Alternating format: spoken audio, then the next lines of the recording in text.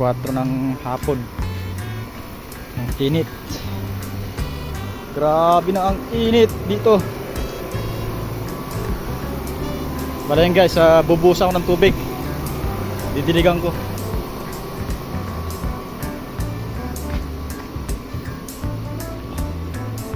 Para bukas kahit baklasin nila, okay na.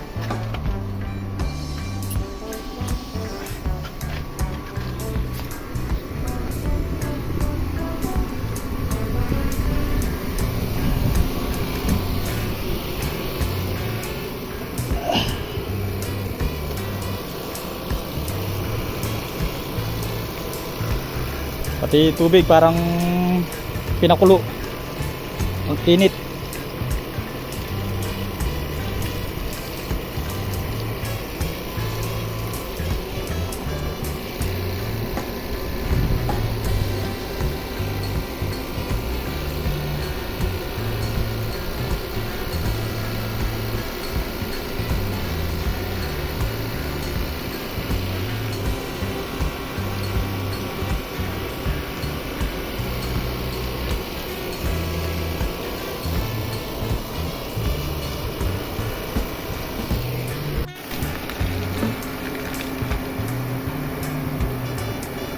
Yan, para umano yung semento. Diligyan natin yung forma para bukas madaling baklasin na rin.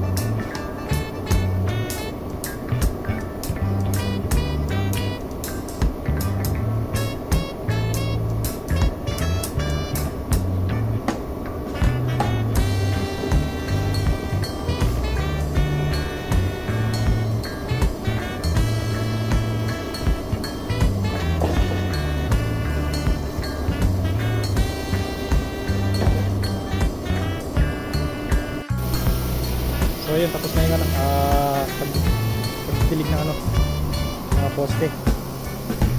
At least kahit ano, suminog kahit konti yung ano, yung init. Tignan mo, binasa ko rin yun, no? Sa sobrang init, matuyo ka agad. Bali yan guys, bukas babaklasin nila yung madaling araw, mga alas 4, hindi ko nakakamali. Mga Egyptian na pupunta rito para baklasin lahat mga yan. Baka makakapunta ako rito, makapag-update ako bukas mga alas 8 ng umaga. Mainam para sa kanila yung ano, yung maaga, madaling araw. Kasi alas 4 pa lang ay maliwanag na dito.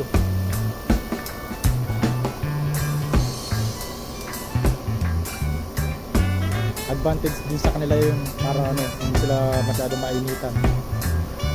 Sa ano pa naman, tag-init na ngayon. Yan, bali lahat yan, babaklasin lahat yung mga poste niyan, pati yung mga ano, lahat ng mga shoring jack ngayon. Alisin lahat yan. Titira lang yung poste, yung pagka-concrete niya. Tapos mag-uumpisa na lang mag-layout ng ano, sa shuttering, sa sahig. Yan, pinalinis na rin banda ron, yung mga basura doon, nilagay na sa kabila para free sila bukas. Ayan guys, yung mga kahoy-kahoy nila.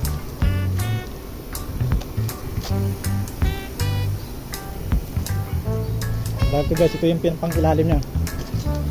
Dito papasin yung mga maraming pako yan, kita ka dito.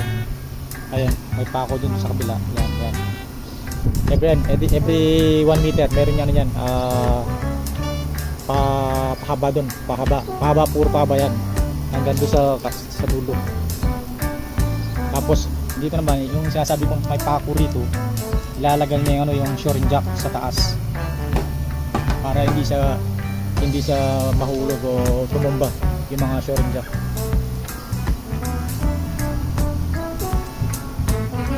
Pero bago nilagay ito, kailangan mo na mailagay yung pambiga, yung sa biga, sa side.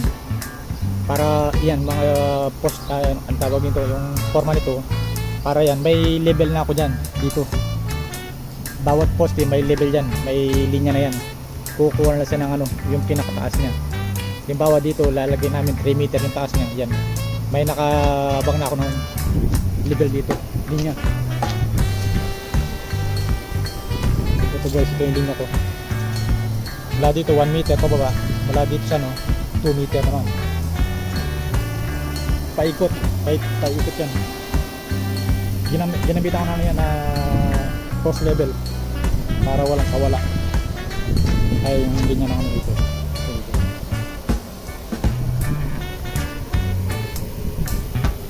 So paano guys, ito yung update natin ngayon hapon ng linggo.